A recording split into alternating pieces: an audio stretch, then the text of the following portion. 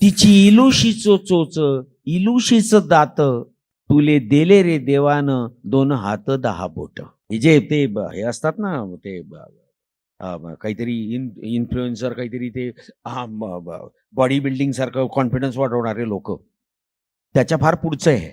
कशी निराशा येते, कसलं फ्रस्ट्रेशन, नवीन नवीन आजार आलेत, ते मला डिप्रेशन आहे. अरे कळतंय ना, मग घालव ना ते.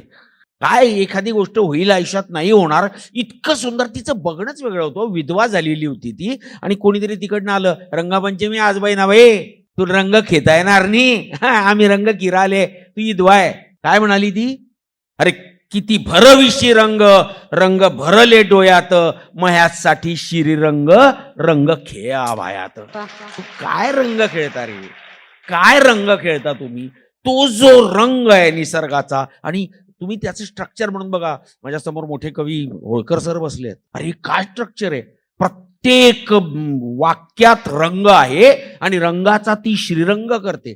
ही जी ती बघायचीच वेगळं हो, तिची बघण्याची शक्तीच वेगळी होती. म्हणजे तिचं नातच आहे अनेक संतांची, अनेकांची. कुठला संत म्हणजे जसं ते आपले ज्ञानदेव म्हणतात की येणे कारणे मी बोलीन, अरूपाचे रूप दाविन, आतेंद्रिय भोगविन इंद्रिया करवी. आतेंद्रिय इंद्रिया करवी भोगवीन. ती काय म्हणते की काम करता करता देखा देवाजीचं रूप, इरितात सूर्यबापा दावी अरूपाचं रूप.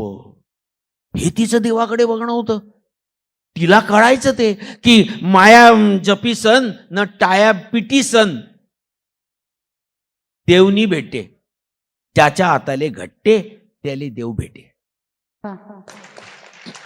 कसली तिने गीता वाचली असेल, गीतेतल्या कर्मयोगातला कर्म विकर्म अकर्म तिला कधी ऐकू आलं असेल. पण त्या कर्म विकर्म अकर्माचा कर्मयोग ती इतक्या सोप्या शब्दात सांगून ते तिची ताकद येते तिची. आणि म्हणून मी म्हटलं ना की ती कुठला संत घ्या, तिचा हात आहेच. तिची ती कविता म्हणजे ज्ञानदेवांनी ते मनाची गुंती गुंफियला शेला, कोणी उत्तर दिलेलं नाही आहे. आमची बहिणाबाई काय मनाबद्दल बोलते.